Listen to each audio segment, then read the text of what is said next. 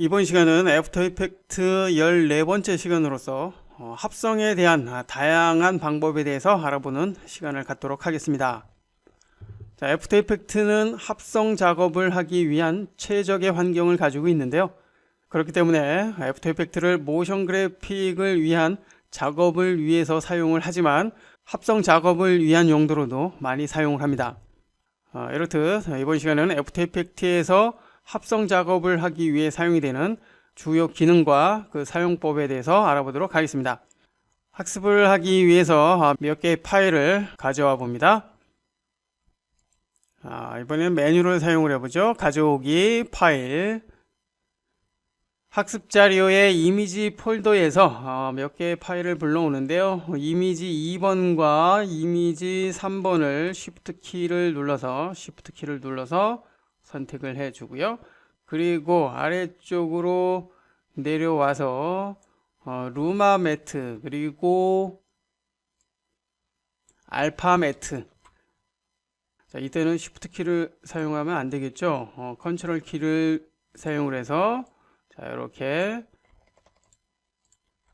4개의 이미지 파일을 선택을 해서 불러옵니다. 가져오기. 적용이 됐고요. 먼저 블렌딩 모드, 즉 합성 모드에 대해서 살펴보기 위해서 이미지 2번과 3번을 모두 선택을 한 다음에 타임라인, 현재는 타임라인이 없지만 적용을 하면 자동으로 생긴다 그랬죠. 스틸 이미지이기 때문에 스틸 지속 시간에 대한 설정 해줄 수가 있는데요. 5초 정도로 해줍니다. 확인. 자, 그럼 적용이 된 것을 알 수가 있고요. 위쪽에는 지금 눈 내린 자동차 이미지고요. 아래쪽은 자, 컬러풀한 주택들이 있는 그리고 바닷가와 야자수가 있는 그러한 이미지인 것을 알 수가 있습니다. 먼저 블렌딩 모드에 대해서 살펴보도록 하겠습니다. 블렌딩 모드는 자, 현재 모드라고 되어 있는 이 부분인데요. 만약 보이지 않는다면 지금의 이 기능을 활성화해서 나타날 수 있도록 해줍니다. 블렌딩 모드는 위쪽 레이어와 아래쪽 레이어의 색상, 밝기, 채도 값을 기준으로 해서 독특한 결과물을 만들어주는 그러한 합성법입니다.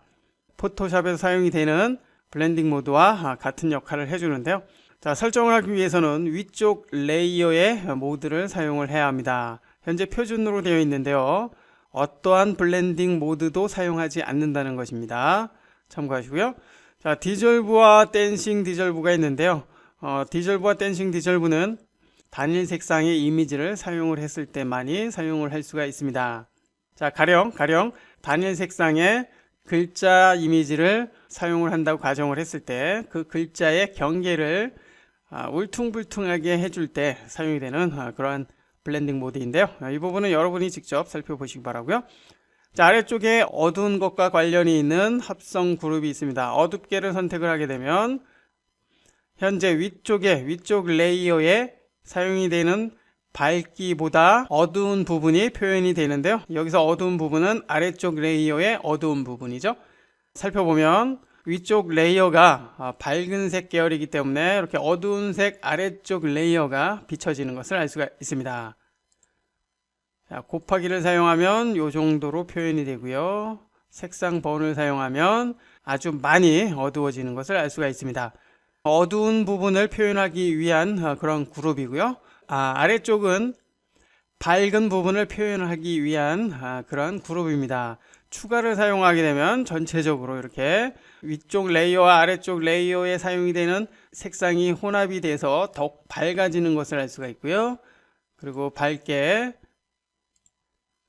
스크린 그리고 색상 닫지 등 전체적으로 밝게 해주는 블렌딩 모드라는 것을 알 수가 있습니다. 그리고 중간 정도의 혼합을 해주는 그런 그룹이 있는데요. 오버레이부터 하드 혼합이 그 역할을 해줍니다. 선택을 해주면 투명도를 50% 정도로 설정을 했을 때처럼 이렇게 혼합이 되는 것을 알 수가 있죠. 자, 그 밖에 색상 차를 기준으로 해서 혼합을 해주는 차이가 있고요. 클래식 차이, 그 다음에 재해 등등 사용할 수 있고요. 그 다음에 색조, 채도, 색상, 광도, 그 밖에 스텐실 알파와 스텐실 루마, 알파 더하기 등 다양한 합성 모드를 사용할 수 있다는 걸 알 수가 있습니다. 살펴본 것처럼 블렌딩 모드는 2개의 레이어 이상을 사용을 할 때 효과를 볼 수 있고요. 설정을 하는 레이어는 항상 위쪽 레이어에서 한다는 거 기억을 하십시오. 지금의 블렌딩 모드를 사용을 한다면 지금처럼 독특한 합성 결과물을 만들어 줄 수 있고요. 독특한 배경을 만들 때도 효과적으로 활용을 해줄 수가 있습니다. 계속해서 이번에는 트랙 매트 합성법에 대해서 살펴보도록 하겠습니다. 자, 위쪽에 레이어는 표준으로 다시 원래대로 해주고요. 앞서 가져온 실루엣 루마와 알파 루마가 있는데요. 자, 먼저 색상의 밝기 차이를 기준으로 해서 합성을 해주는 실루엣 루마에 대해서 살펴보도록 하겠습니다. 드래그해서 맨 위쪽으로 갖다 놓고요. 자, 그러면 흰색과 검정색으로 이루어진 매트인 것을 알 수가 있습니다. 자, 여기에서 검정색은 투명한 영역으로 사용을 하고요. 흰색은 불투명한 영역으로 사용을 해 보도록 하겠습니다. 트랙 매트를 사용하기 위해서는 트랙 매트로 사용이 되는 레이어가 위쪽에 배치되어 있어야 하고요. 설정하는 레이어는 바로 아래쪽에 있어야 합니다. 자, 선택을 해주고요. 블렌딩 모드 오른쪽을 보시면 트랙 매트가 있습니다. 현재 없음, 즉 사용을 하지 않는다는 것이고요. 자, 여기에서 루마 매트를 선택을 해 봅니다. 그러면 어떻습니까? 앞서 검정색 글자였던 영역이 투명해졌기 때문에 아래쪽에 있는 레이어의 모습이 나타나는 것을 알 수가 있죠. 현재 눈 내린 자동차가 있는 레이어는 이미지 2번이고요. 그리고 글자에 나타나는 이 레이어의 모습은 이미지 3번이죠. 그렇기 때문에 루마 매트를 사용을 했을 때 검정색 부분은 투명하게 처리가 되기 때문에 아래쪽에 레이어의 모습이 나타납니다.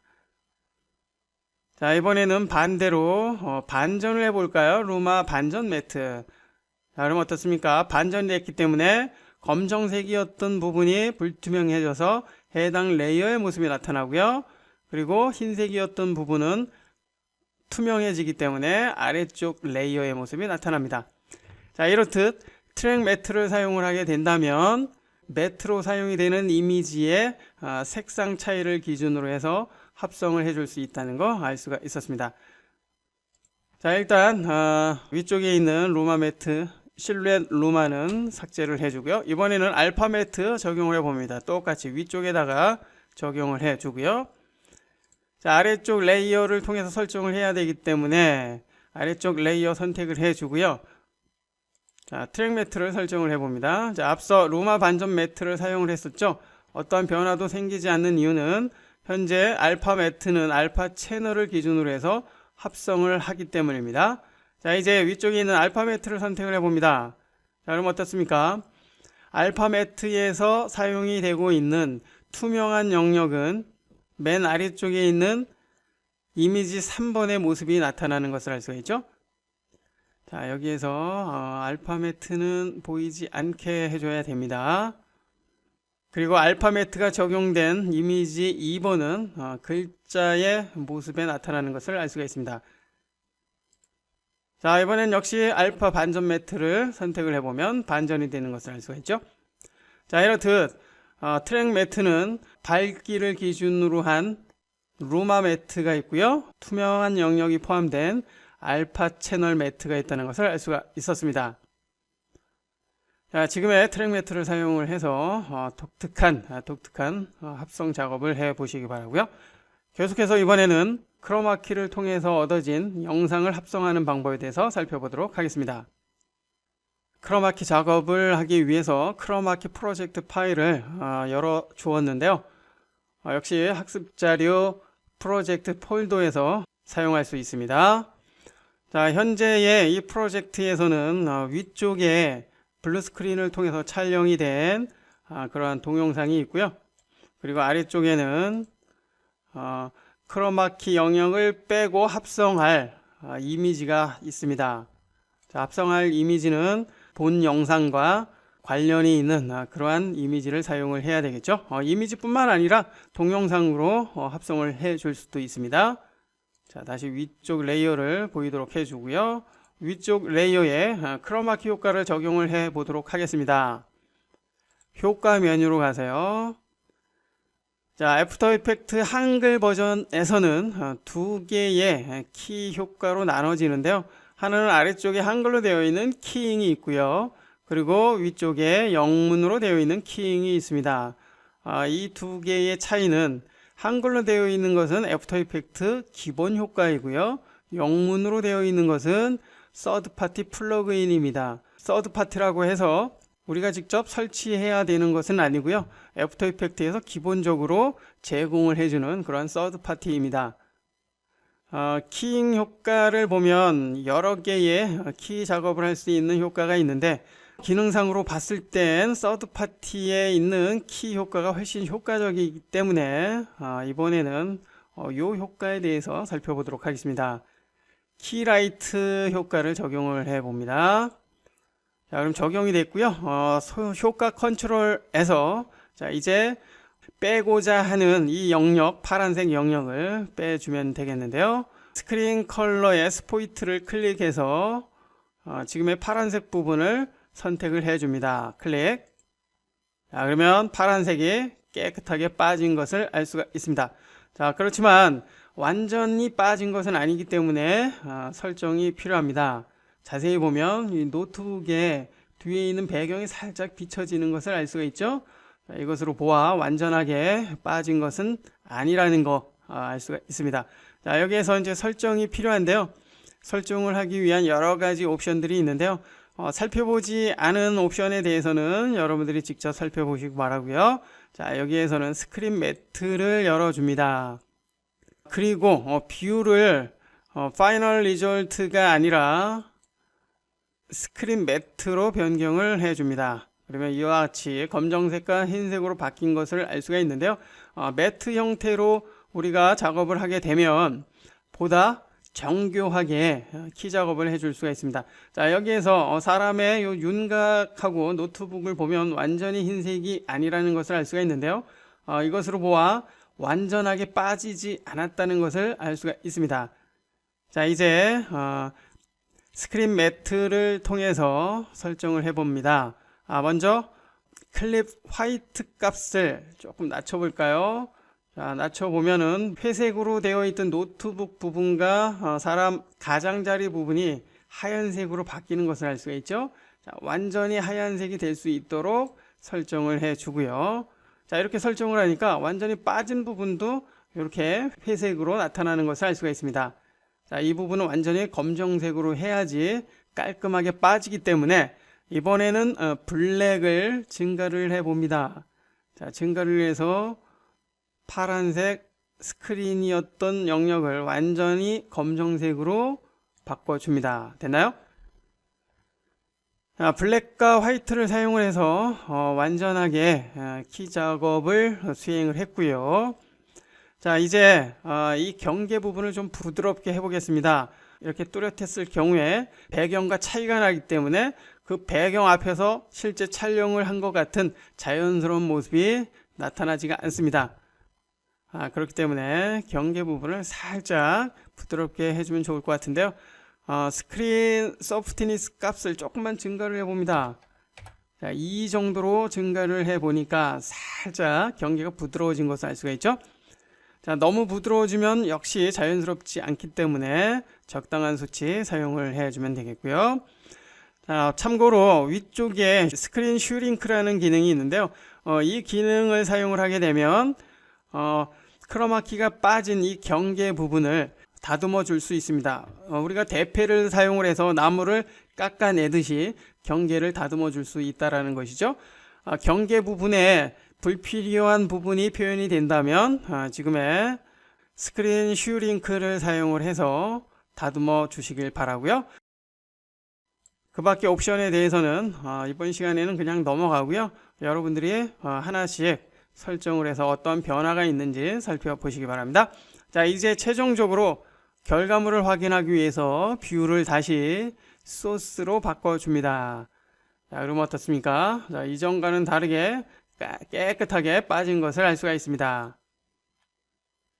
플레이해보면 안녕하세요. 이번 시간은 포토샵 CS6 13. 자, 포토샵 강좌는 아니지만 여하튼 제가 착각을 했군요. 비율을 소스가 아니죠. 파이널 리절트로 이렇게 바꿔줘야 되겠죠. 파이널 리절트로 바꿔주니까 자, 그러면 어떻습니까? 이전과는 다르게 노트북 부분과 이 가장자리 부분이 깨끗하게 빠진 것을 알 수가 있습니다. 자, 여기에서 이 경계 부분에 찌꺼기들이 살짝 보이죠? 검정색 찌꺼기들이 보이는데 앞서 설명을 했던 것처럼 스크린 슈링크 값을 설정을 해서 마이너스 1로 해볼까요?